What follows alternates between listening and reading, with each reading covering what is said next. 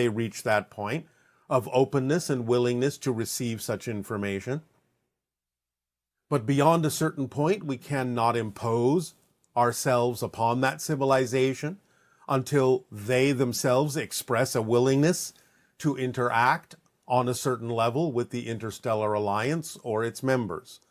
So that is one of the so-called laws or conditions that everyone in the Interstellar Alliance has agreed to. There aren't many rules or regulations that apply across the entire Interstellar Alliance, for each civilization is also given free rein to understand how to interact with the Interstellar Alliance on its own terms. Of course, there cannot be anything that is completely contradictory to the spirit of the Interstellar Alliance in its position of expanding, connecting, enhancing, guiding, assisting, serving all beings within the Interstellar Alliance and those civilizations that we deem appropriate to contact. But for the most part, there are very few rules and regulations, except that which, as we have stated, allows us to serve the best interest of all concerned. And also you use the expression, the association of worlds. Is this association of worlds identical to what you now call the Interstellar Alliance? Yes. There have been many interpretations for the images and energies and information that we send through the channel, different ways of interpreting it according to the vocabulary that may have existed within the channel at the time. As things get refined, as there is more familiarity between the channel and our energy, then there can be a different selection of words that might be more representative of the true spirit of this confederation, as you might refer to it. So the idea of the association of worlds is not inaccurate, but the term Interstellar Alliance, in that sense, seems more precise to focus on the idea of the alliance energy that we share between all the different civilizations, as opposed to simply something that may be considered a loose association. So over time, there may be slightly different interpretations, slightly different vocabulary that may be emphasized to express more precision about the concept. But Interstellar Alliance will do and is representative of the connections that all the civilizations have agreed to have. And is that the same as the Galactic Federation? In some senses, yes, although it must be understood that there is more than one Galactic Federation or Interstellar Alliance or Association of Worlds. So it isn't about the Galactic Federation. There are several federations that exist within the galaxy and within other galaxies. When there is an agreement between different federations, then there may be an opportunity for those alliances, for those associations, for those federations to merge and form a larger federation or association or alliance. But for the most part, when we refer to the Interstellar Alliance, we are specifically referring to the alliance and the groupings and the civilizations that are connected primarily to the ones we belong to. Okay. And is there anything else you can tell us about this alliance in terms of, we have like movies like Star Wars, and they show these ideas of these federations, and how similar is that to the reality that you experience as the Interstellar Alliance? We cannot at this time go down a specific list of details and items, but let us just say some of the representations on Earth of such alliances and federations are relatively similar or accurate as portrayals of what exists in our alliance, and some of the things are not accurate at all. There is a range of things that you have divined as being somewhat true, and there are certain elements to your representation of galactic federations in some of your cultural adaptations and science fiction presentations that have nothing at all to do with the way we actually function or operate. Okay, looking forward to hearing more. Yes, there will be more information coming up about this at some point in your near future. Okay. Now that we have begun to move forward in the idea of the countdown to contact and the Interstellar Alliance social experiment with the steps that we will deliver. And we remind you that in delivering these different steps, we have now begun with step 1, and will proceed to steps 2, 3, 4, and 5, and so on, that each of these steps is additive. It is not about completing a step and moving on to the next one and abandoning the step before it, but continuing to do step 1 while you're doing step 2, continuing to do steps 1 and 2 while you do step 3, and so on and so forth. And this will build up a vibrational energy, a frequency that will bring you closer, depending upon to what degree you participate in these steps, to the vibrational frequency of the Interstellar Alliance, should you so desire to align with it. Great. Do you have any experience in observing open contact movements on other planets? What would be the characteristics of such movements? What social groups are mostly drawn to it? And what do they do and how do they act? Well, yes, of course we observe the idea of open contact on different civilizations because I am a first contact specialist. This is what I do. And of course, I would follow through to the idea of all the experiences that move forward with the idea of open contact. Not every civilization chooses that. Some civilizations may start to move in that direction and then decide to turn around or turn back and not necessarily fulfill the idea of open contact. And of course, different civilizations have different ways of approaching these things. We would have to go into the differences in every civilization, the differences in their physicality, their differences in their mentality, the differences in their energy frequency, the differences in their cultures, in order to explain all the different ways that different cultures have of approaching the concept of first and open contact. So it would be a very complex subject in order to answer that question, a very detailed and complex answer that there isn't time to go into right now. We will, over time, as you become more familiar with the protocols and procedures of the Interstellar Alliance, be able to share some of the experiences that have happened in other civilizations, what groups are involved, how they're involved, and what the cultural differences are that allow them to experience open contact as opposed to other civilizations. But we will not go deeply into that at this time. Okay. Could you tell us if you're familiar with the CES protocol? Would it be?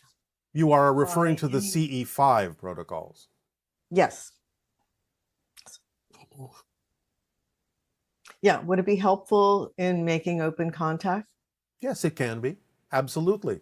Because it allows you to begin to take actions that allow you to engage with other members of different civilizations. So by all means, anything that allows you to take up a more active role and meet us halfway and have an open invitation and a willingness to participate, a willingness to engage, a willingness to interact, will move the concept and the experience forward. Okay. This person is asking, why should we attempt contact? Why work towards it? Where is this leading to? I mean, this person is saying they're excited about all that because sure, it's something interesting and fascinating to happen in our ordinary lives. But why should we work towards that? What happens next? There are no shoulds. You don't have to work towards it. As we said in our monologue, you can move in that direction or you can choose not to. You can choose to do some of the actions in the steps that we are suggesting, or you can choose to do some of them, or you can choose to do none of them. It's completely up to you. So we would answer your question by asking you, why are you involved in these conversations with us at all then? Do you get some benefit out of the information that we share with you? Can you imagine how much more beneficial information from different members of the Interstellar Alliance may be in terms of you choosing to adapt some of that information into your life and expand your awareness of what's going on, not only on your own planet, but in the universe at large? So it's up to you to exercise your imagination and creativity in understanding how much more expansive your experience of life could be when allowing yourself to move forward toward the interaction with many different perspectives, many different kinds of beings and civilizations, in much the same way that you expand your reality by choosing different friends, different experiences on your own planet. So it's really up to you to decide if you're getting benefit out of the information we have been sharing with you for the past 40 of your years. Can you not imagine how much more beneficial it would be to start engaging with a multitude of such beings who have all sorts of different information that could benefit you as well? But again, it's up to you. So there are no shoulds. You have free reign and free will in determining what it is you're going to get out of making connections to members of the Interstellar Alliance. Okay. If you don't do the social experiments, how will this decrease our chances of contact? Well, it will not decrease them, but it will not increase them. So the idea is that these steps are designed specifically now, at this time, involving the actions that you are willing to take, specifically to increase the vibrational rate and align the vibrational rate toward more interaction with ETs that are part of the Interstellar Alliance. But again, it's up to you to determine what percentage you will be willing to take action on. And that will be directly representative of the percentage of the vibration that you will achieve to create alignment with the Interstellar Alliance. So let us say, for example, that over the course of the next year of your time, including step 1, there will be roughly 11 steps. And then going on into the next year after that, there will be more steps, perhaps of a different nature. But looking at it on an annual basis, a year-to-year basis of all the steps, let us say you are willing to do all 11 and every single aspect of them. Well, obviously, doing all of them would put you in a position to be closer in frequency to the idea of the Interstellar Alliance connection to whatever degree we have taken you there at that point. Whereas doing half the steps would bring you up to about 50% of the vibrational frequency necessary to experience where we are guiding you in your interactions with the Interstellar Alliance and so on and so forth. So you can look at it as a relatively representational one-to-one ratio of how many of the steps you do as representative of the percentage of the frequency you will achieve within you. Fascinating. Are we truly ready for this experiment? So many people still live in fear of ETs because of the way we were programmed to believe they are dangerous and evil. Asking if you're truly ready is a personal issue, subjective to each individual. By asking, are we truly ready, you may be implying that you're not. However, if you're asking the question on behalf of other people who may still be resonating on a vibration of fear, obviously they may not be ready. And this is why we give you free rein to decide how many of these steps and aspects of these steps and actions you are willing to take. It's up to you. So if you are not as ready as some others, most likely you will not take as many of the steps, not take as many of the actions. But again, we leave it up to you. This person says they have only recently started trying to raise their vibration and get into alignment, but they feel mostly in their life that they've always been late to the game, so to speak. Will those who do not figure their stuff out in time be left behind during the vibrational shift of Earth? The analogy you'd given was being on different trains, and eventually you won't be able to switch what train you're on. Is it too late to make sure I'm on the right train? No, it is not too late. And by asking this question and examining yourself, you have given the appearance of being on the train that will lead you in the direction of the kind of Earth that you prefer to experience. The idea is that it's not impossible for someone to switch from one train to another eventually, but it may be more challenging because you may divest yourself of the opportunities to do so. They may become less visible to you as opportunities to switch. But the idea is not that you're left behind, it's that you have made a choice and you will move forward in the direction of the choices that you have made. We would not frame it that you have been left behind because that implies that one choice is intrinsically better than another, when in fact the idea of going on a different train from the train you're on may be exactly what that person has chosen for the best path for themselves to experience.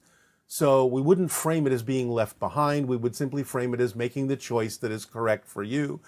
Because again, remember, you will all have a chance in spirit to evaluate the choices you made in your life review, and you will apply that information to the next thing you will choose to do. So it's not about being left behind. It's about simply making a choice and being on the train you have chosen. Now, here's some questions based on step one that you Yes. gave. Instead of investigating any conspiracy theory, could I just focus on positive actions and thoughts? Yes. Yes. Okay. And Follow the formula. And how do we determine what kind of information is a conspiracy theory? Well, don't accept anything at face value. Do your own research. Find out how many ways you can verify something. How many sources will verify a certain thing, as opposed to another way of looking at it. A lot of conspiracy theories actually are bereft of a lot of valid information. A lot of validation is simply not really possible. No matter what a lot of people may think, they're not necessarily correct in saying, oh, well, this has been proven. Oh, well, this has been validated. Do not accept it as anything like a fact. Accept it as an opinion, as a perspective when you first hear of any information.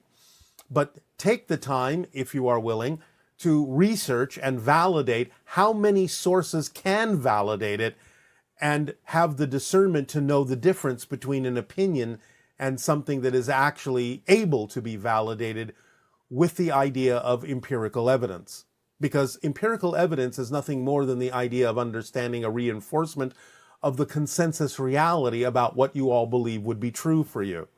So it's really about looking at what really serves the consensus, what really serves all of you the best, instead of creating the idea of dissociation from the consensus, at least the positive direction of the consensus.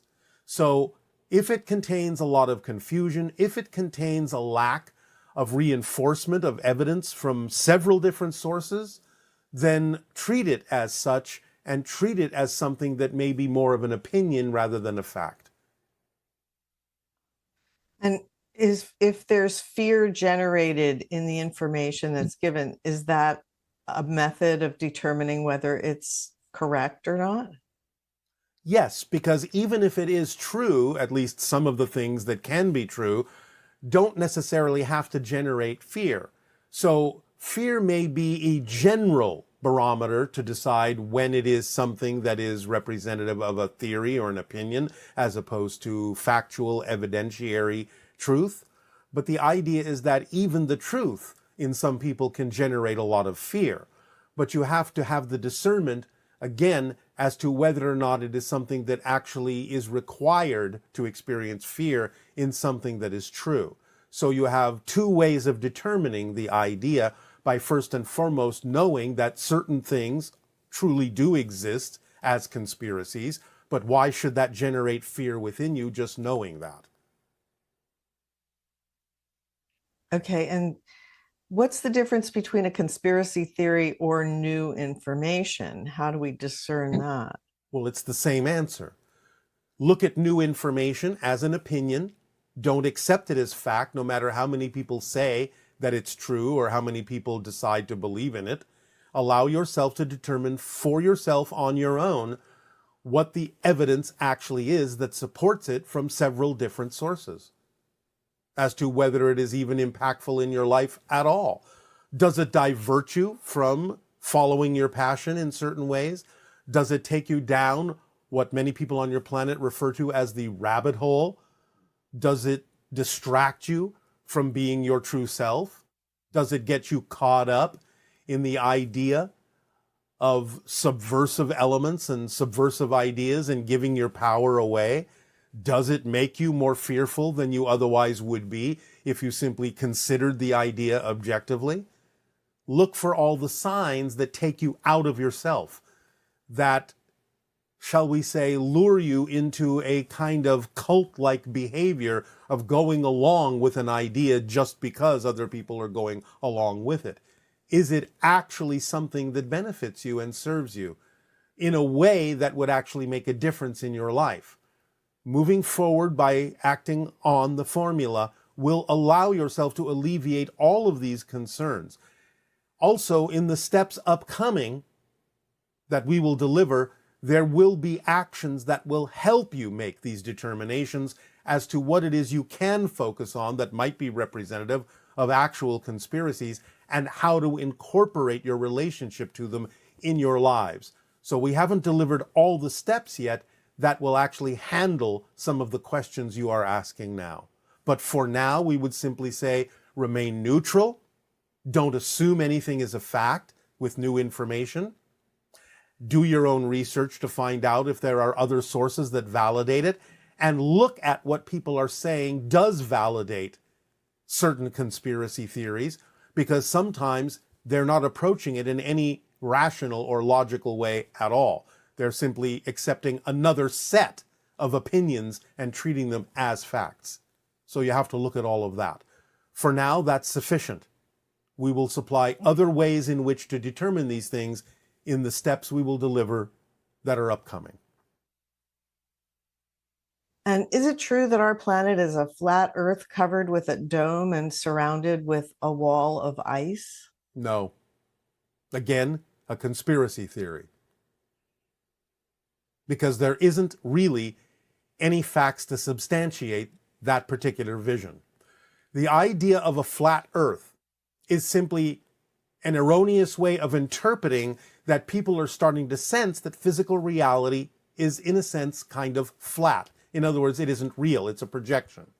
But they're interpreting the idea of the flatness of the idea, the flatness of the projection, the unsubstantial nature of the projection, they're interpreting it and projecting it into physical reality. And that's not the case. That's not the issue. Your world is a sphere. But they're taking the idea of their sensing of the flat energy of physical reality, that it's not really real, that it's an illusion, that it's a projection, and they're taking it too far and projecting it into actual physicality. That's not the case. So no, your Earth is not actually a flat disk. But physical reality is a flat thing. It's not real. It's a projection of consciousness. That's why many people are interpreting it as flatness, because it doesn't have the same dimensional substance as spirit. They're just taking it too far. It's really fascinating. Yes. Can you expand on the concept of a you? Like when I say I, what do I mean? Is my consciousness separate from my personality, and how do they relate? It's not separate, but your personality is an aspect of your overall consciousness. And this is why we say when you ask certain questions, you have to know what level you're coming from when you say I or you. Because again, the personality version of you can ask a question and you can say, I. Or the soul, in a sense, can be asking the question, and then that's the I you're referring to, the greater being. Or the oversoul, in a sense, can be asking the question, and then you're coming from that level of I. So, for example, we often use the concept of the experience of reincarnation to illustrate this point. You can say as a physical person, was I another person in another life? As a physical person, no, you were not. You are the physical person you are. Other physical people exist at the same time because time is an illusion. It doesn't mean the experience of time isn't real, but time itself is an illusion created by your consciousness to experience physical reality. So all physical beings, all physical personalities, all exist at the same time on different frequencies. And if someone exists at the same time you do, then your personality cannot also be their personality. The two are individual personalities. The soul is also an individuation to some degree. So each personality has its own soul. But the oversoul is a multitude of souls, and therefore a multitude of personalities. So the oversoul can say, I have this personality, and I have that personality, and I have that personality simultaneously. But the individual soul and the physical personality cannot really say, I also was that person. So it depends on what level you're coming from, what level the question is coming from, that determines what version of I or you is being referred to.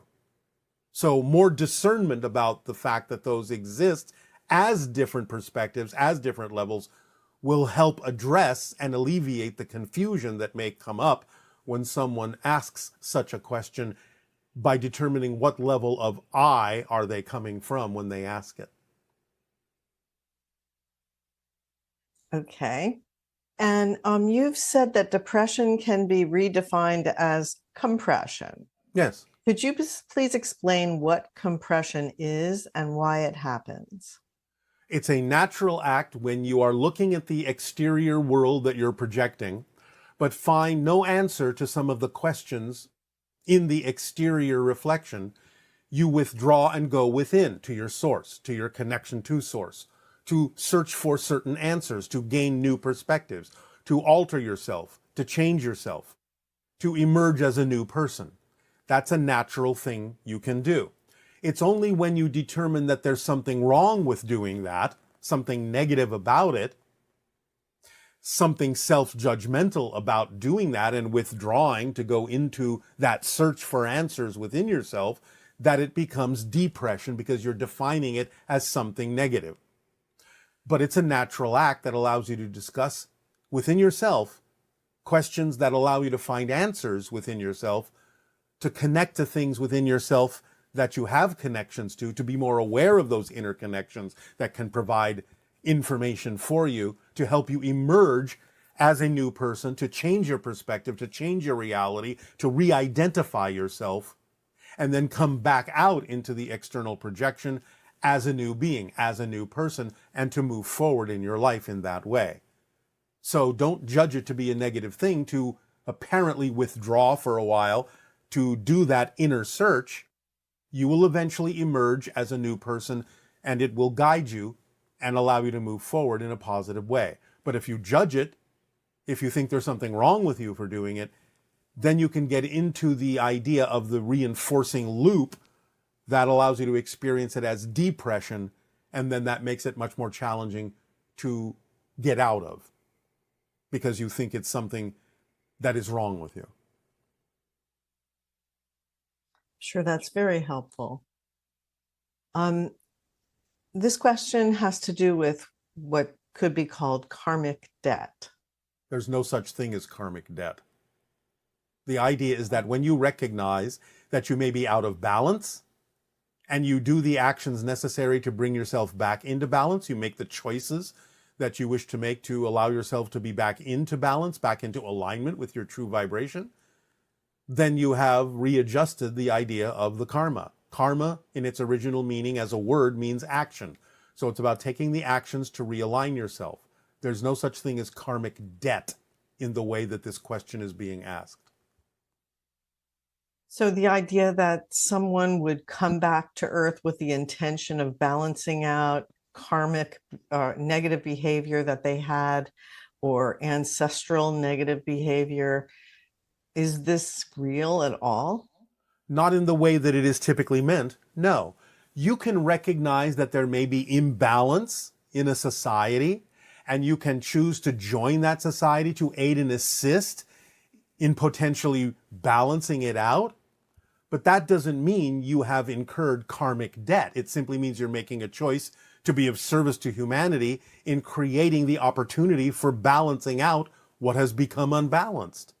People look at it linearly because they look at reincarnation linearly from a space-time perspective as if it has anything to do with something you did in a past life, but we have just explained that that's not actually what's happening.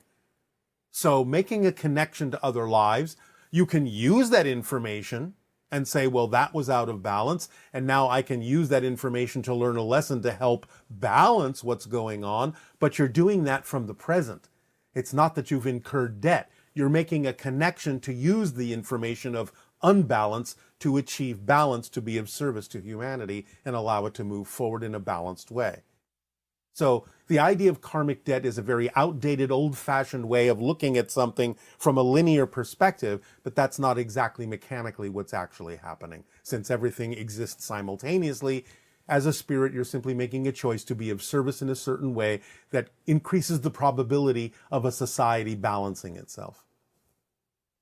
So anything having to do with quote unquote past lives is actually the person making a connection from the present to another version of them, their oversoul, or another being that's not part of their oversoul, for a specific purpose of receiving information that can be useful and relevant in the life at present. Is that correct? Well said. Exactly so. Great. So does everyone have to balance out their negative behavior when they're on Earth, or do they balance it out when they go through life review? How does the idea of fairness that humans perceive as being the best, and even other animals perceive fairness as something important, and then the idea that negative behavior doesn't always result in something bad happening to someone? No, it doesn't. Not in a physical lifetime, because that's temporary. But there is always the recognition in spirit of how to use that information to create new choices that have a higher probability of creating balance within the soul. So at some point, whether it's in the physical reality or not, the opportunity for balance is always given, is always available. Doesn't have to be done in the physical life. Ideally, it can be done that way, but it doesn't have to be, because you're eternal beings, infinite beings. You will always have another opportunity to balance things out. Always, if that's what you so desire. That's great. What could be causing the frequent tears this individual is experiencing during cryptic meditations that you've given? They can't pinpoint any specific negative belief associated with the tears. It doesn't have to be specific negative beliefs. It can just be the general release of things that have, shall we say, found a home within you during your lifetime, in your upbringing, and releasing all of those things, letting go of the things that in any way, shape, or form are no longer relevant for you. Remember, it's not always about the idea that things have to be negative to let go of them. It can simply be things are no longer relevant for you, and let them go as well. And those also still have chemical constituents within your body that must be washed from your system when you're willing to let them go. So the idea of getting in touch with that true vibration makes you feel like you have come home, and therefore that can allow a response of tears of joy to erupt from you, to wash out of you. The recognition that you are your true self, you have come home, that's the vibration of your home, your true self, your true being, your connection to source, and that can cause an emotional reaction that allows you to really begin to let go of anything that is not relevant for you, anything that is holding you back from being your pure self in your physical reality experience, and that can cause tears to flow. So it's all right. Okay, and this person is asking the following question.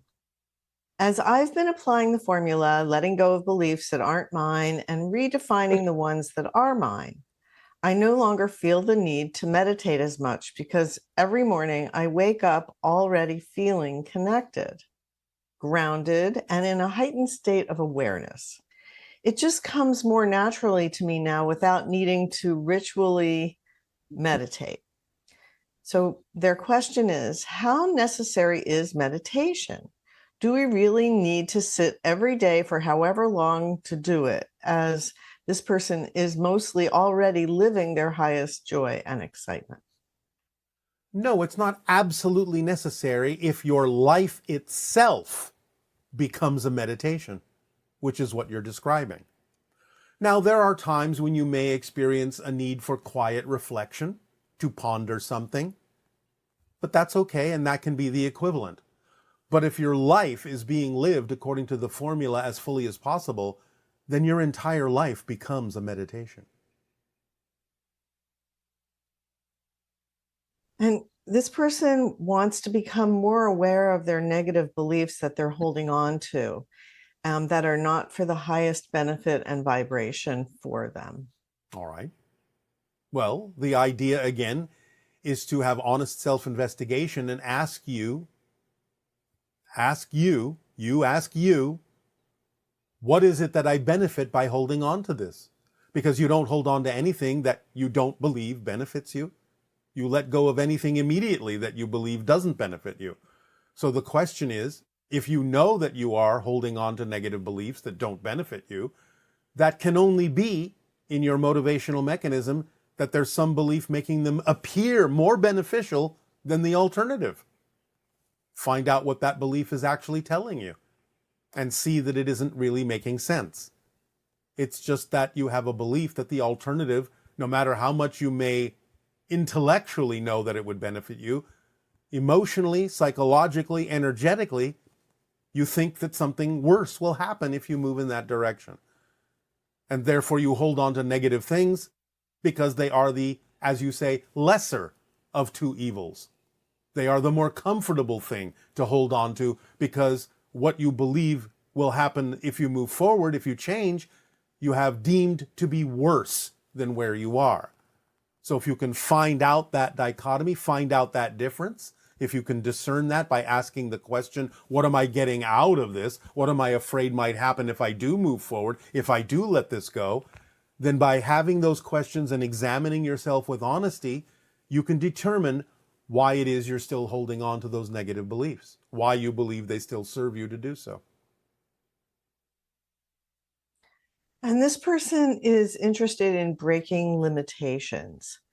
So once they've noticed or realized that there's nothing outside but their self, and limitations still exist due to ego and subject perspectives of the three-dimensional world, what do you think is the best way to step away and further break limitations? It's important to let go of the limitations that truly limit you from being yourself, but that doesn't mean that limitations are empirically negative. Remember, you're limiting yourself to have a physical experience. Therefore, you're using a limitation to a positive effect, so you can discover something new within yourself and grow and change. So don't just assume that all limitations are negative, or they must all be gotten rid of, or all let go of. You are using limitations for specific positive reasons, but you can let go of the ones that actually truly prevent you from being who you truly are within the limitation of your physical reality experience. So you have to know what limitations are working for you and what limitations are working against you. Limitation is just a neutral concept of creating a focus that benefits you or serves you in some way. So perhaps start using the idea of focus as opposed to limitations if you find that you can't give the word limitations a positive meaning. And see if that changes things up for you. Okay, and this person is asking or stating that ahead of this social experiment, I think it is important to discuss how being social can be exciting. This person personally finds that if they talk about anything that is exciting to them, they speak very rapidly, like the speed of light. And even if people may not understand what they're saying anymore, they're probably excited by it.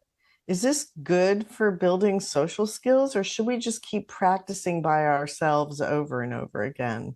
And do you have any suggestions about how we can practice to build social skills? Slow down. It does not necessarily improve social skills to be communicating faster than people can absorb it. Otherwise, you are simply superseding the idea of needing any social skills at all. You're simply shooting off in your own direction, and you're not really engaging others. So we would suggest that you find a way to balance it out so that even though people may pick up on your excitement vibration, and that can be beneficial, if there is something else in the information you are sharing with them that could also benefit them, but are preventing them from actually absorbing it by going so fast, then you're not really socializing. So we would suggest that you find a balance point so that everything that you believe is important for you to share, everything that is representative of your passion and your gift to share to other people, is something that other people can at least have an opportunity, a probability of absorbing. Not that everyone has to. You can find your natural pace, but moving so fast that most people can't follow you is not your natural pace. It is the result of impatience. So some people are very good at storytelling, Yes. whereas others are not. Yes. And that can be a factor in social skills. Yes. Can you make some suggestions about how to become a better storyteller? Well, learn the elements. Learn the different points of story structure. They're innately built into your psyche and everyone's psyche. So when you hit those marks, when you hit those resonant chords in story structure, that's when people retain more information because you have hit those chords within them. They have felt you hit the marks that allow them the opportunity to make elements of that story relatable, to make them their own, in their own story. And they're willing to do that when you pluck the right chords in the right timing. That's real communication. So learn story structure and learn how to tell stories following that basic structure. Learn how to communicate information in that way.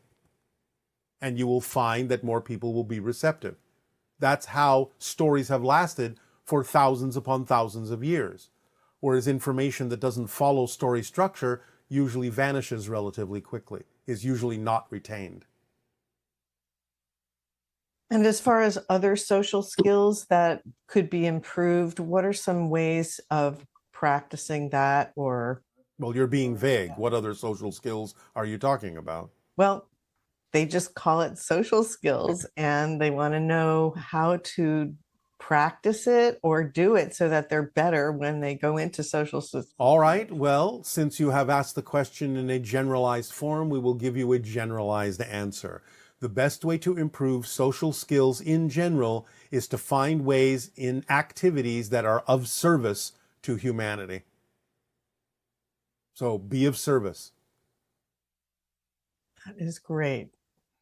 This will be included in one of the upcoming steps of the Interstellar Alliance social experiment. So we will cover all of that, but that step is coming up. For now, focus on the steps we have delivered. You can add to them based on following your passion and following the formula. in what seems natural to you in terms of your timing, but we will outline all these things in the upcoming steps. And do these social skills translate over to ET contact type of scenarios? They do. Because one of the primary things of the Interstellar Alliance is to be of service to all. Therefore, actions that are taken that are of service to others is one of the best ways to achieve social skills and connection and understanding. Okay, and along the idea of following your passion, this person is asking about the concept of discipline as it relates to following your passion. They're saying that sometimes it feels like they're passionate and it takes an extraordinary amount of effort to feeling like not doing it or not motivated. All right. And we understand this concept.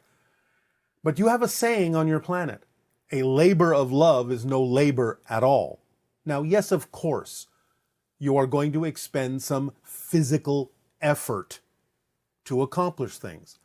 But when you actually are acting on your passion, you don't mind, because you find ways in your creativity and your imagination to do them in the least effort way, in the most effortless way. So you don't mind expending some activity, using your body if you have to, whatever it is you need to do, because it becomes synchronous and harmonious with the energy of your passion. And even though you may be tired at the end of the day and excited about resting as part of your passion, it doesn't matter, because you still feel like you have accomplished and you feel good about yourself and you have a very good feeling in your body about having done something. So the idea is that if you find that it is too much of an effort, you are coming out of the vibration of your passion. You are not staying in the vibration of your passion. There's judgment in there and other things that are taking you out of that frequency, so that things do become more of an effort. They do become more of a struggle. That should be your first clue that you're actually leaving the vibration of your passion, which means you have definitions of what you're doing that are not harmonious with the frequency of your passion. You may be doing it in ways that are not representative of your highest passion. And this is why we suggest that you really open up your imagination and your creativity and find ways to do things differently that are more in alignment with the frequency of your passion, because there's always a way. There is always an alternative way to do what you're truly passionate about in a more exciting way. If you can't find any way to do that, then what you're doing may not truly actually be representative of your passion. So you have to really dig down deep and ask yourself those questions. Is what I am saying I'm passionate about actually really my passion? Or am I just forcing myself to think that it is because I'm afraid of the alternative for one reason or another?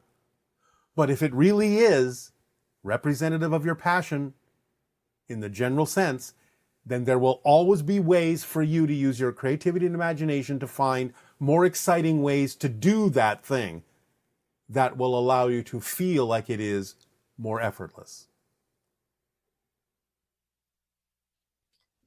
now, coming back to the idea of contact, Yes. considering the situation in our world at present, will world leaders be participating in the first open contact scenarios? Some of them will, not all of them will. And why would they not be involved? They would not be of the proper frequency. Okay. So will they actually have contact alone before there's a general We contact? cannot say what will work for each individual that may be involved in contact. Different people will have different things happen in different ways that work for them. And are there specific locations where upcoming contact might occur, or is it just really the person's individual vibration that? There are locations that are more conducive to the idea of contact. We're not going to provide you a list at this time. We have mentioned from time to time some higher probable areas on your planet that may be more probable to have the idea of open contact. But again, we are not providing a list at this time. Okay. In your last transmission, or last January transmission, you told us that the Pleiadians will be among the first ET races to contact us openly. Yes. What about the Anunnaki? Are they genetically related to each other? Well, yes, the Pleiadians were, in a sense, the Anunnaki. The Anunnaki have evolved. There are no more Anunnaki in the original sense. Many of them have become the Pleiadian civilization. Okay, and there's a lot of symbols on our planet to represent faith, protection, etc. Are there any symbols you can provide us with that help us align with contact? We've already provided that in the contact crystal. The hexagon with a spiral in its center is a symbol of contact and a symbol of the evolution of humanity in becoming the sixth hybrid race, which is all about the idea of belonging to the Interstellar Alliance. And how is life within the dimension that you're from? How do you live and socialize? Are you in a meditative state all the time? And do you have a physical body? Yes, we have a physical body, which we have described on occasion, about being 5 feet tall on average, relatively thin. Our heads are slightly larger than yours. Our eyes are much larger than yours. Ears, nose, mouth, much smaller than yours. Our skin is usually very pale white, paper white. The males have no hair. The females do. It tends to be white. We are hybrid beings. The idea is that it is kind of like living a meditation, as I said earlier. We walk through multidimensionalities, almost like walking through a series of dreams, but we know they're all real. We communicate with spirits constantly. We're in touch with them and we can perceive them because we are quasi-physical ourselves, almost spirit ourselves in our evolutionary path. So it's like living in a very colorful, very beautiful, very multidimensional, very multifaceted daydream, connecting to all sorts of parallel realities as we move through life, experiencing the different ones that we are connected to that serve us, recognizing the ones that we can use to serve others in a very multidimensional way. So we can see many parallel realities simultaneously. It's like walking through a multidimensional daydream and a meditation all at once. We don't know if that really explains it to you, but that's a close analogy. And regarding the evolution of humans, will the hybridization project result in humans being, being wiped out essentially, and there will be no more Homo sapiens? In a sense, the blending will allow you to become hyper sapiens, Homo Galacticus. You're actually becoming more fully human with the hybridization program. So the idea is that it helps you reach your full potential as hyper sapiens, as the fullest expression of Homo sapiens. But of course, there will still be Earths where there are Homo sapiens. Yes, of course. And those that navigate in those directions will remain in the Earths and the versions of them that still have Homo sapiens as you generally know them to be now. But there are versions where the evolution moves you in the direction of becoming hyper sapient. So along the lines of extinction, and the species that go extinct upon Earth. They're still existing on a different Earth. Homo erectus still exists on a different Earth. But you're not there anymore. So, being Homo sapiens, well, you decided to navigate yourself to the versions of Earth where Homo erectus no longer was perceivable. That doesn't mean that they have been wiped out or ceased to exist. You're just not on that Earth anymore. So the idea is that depending on what choices you make, you will navigate yourself toward versions of Earth where you will continue to experience yourself as Homo sapiens in the way that you do now, more or less. or you will navigate yourself to the versions of Earth where you can experience yourselves as Hyper Sapiens, Homo Galacticus. You're still human, you're just more fully human. So in a way, what you've just explained to us changes the dynamic from experiencing fear of extinction to recognizing that there's always that still in existence, and that you're allowed to choose a reality where that does not currently exist, that which is where it's not experienced. Yes, it doesn't mean it doesn't exist, it just means it's not experienced that way. The dinosaurs still exist in the way that you know them to have existed in what you call your past. They're just on a different Earth now. And yet that doesn't mean that just because you can let things go extinct and not take any action to preserve species, No, it doesn't mean that is necessarily, you can have a cavalier attitude of, well, it exists somewhere, so who cares? Yes, right? That's a negative take on the idea. Again, the actions that are representative of the version of Earth you say you prefer to live on, if they're positively oriented, would mean not out of fear, but out of love and out of connection, you do take preservation actions to create the version of Earth physically as best as you can that will allow you to navigate to that version. So you're creating a simulacrum through your actions of the Earth you say you prefer to live on, so that you can manifest it for yourself in the navigation of the shifts you do to that version of Earth. That's why actions are so important. So yes, you take the actions to preserve that which you prefer to experience, so that you're creating the blueprint for you experiencing that version of Earth. That's how you navigate. That's why we give you the formula, because the actions are important that you take in the formula to create the blueprint for the version of Earth that you're navigating toward. It doesn't mean the blueprint doesn't exist, but the blueprint then is imposed within you so that you are vibrationally more coherent with that version of Earth.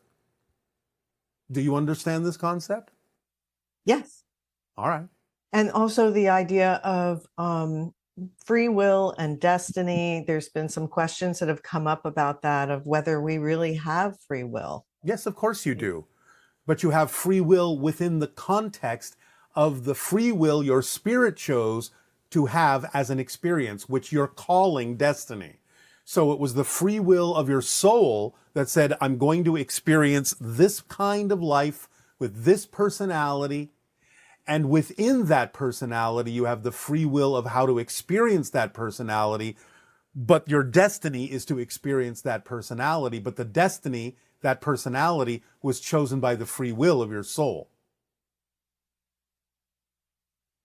Okay. And final question would be about dolphins and other animals that will also be involved in the contact experience, and how cetaceans are different from humans in regards to contact.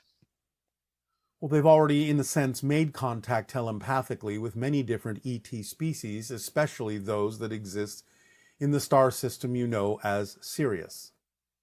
So, in a sense, they're a little bit ahead of you in terms of contact. They have already understood that contact is happening. And again, as we remind you, there are actually certain indigenous tribes of humans on your planet that have been experiencing contact for millennia. So it's only certain cultures on your planet that are catching up to the idea that contact has already begun, and in some phases is actually being experienced by some beings on your planet, human and otherwise. Okay, and so is there anything else you'd like to share? Because I think we're out of time now. There is nothing else that you need at this moment except what we have said about your desire, your willingness, your choice to act on as many or as few steps as you wish to what we are delivering as suggestions for you to align yourself to the idea of the benefits you can receive by being more harmoniously aligned with the Interstellar Alliance and the idea of open contact as an experience. It's up to you. It's in your hands. We leave it there. So we thank you for the co-creation this day of your time. our unconditional love to you all. Aveo. We are in service to you. Good day.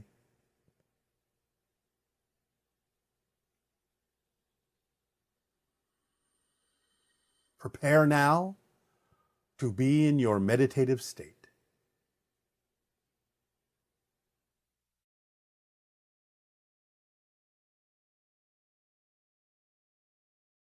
All right, now we would suggest that all who are listening allow yourselves to relax, let go of the cares of the day, and follow us into this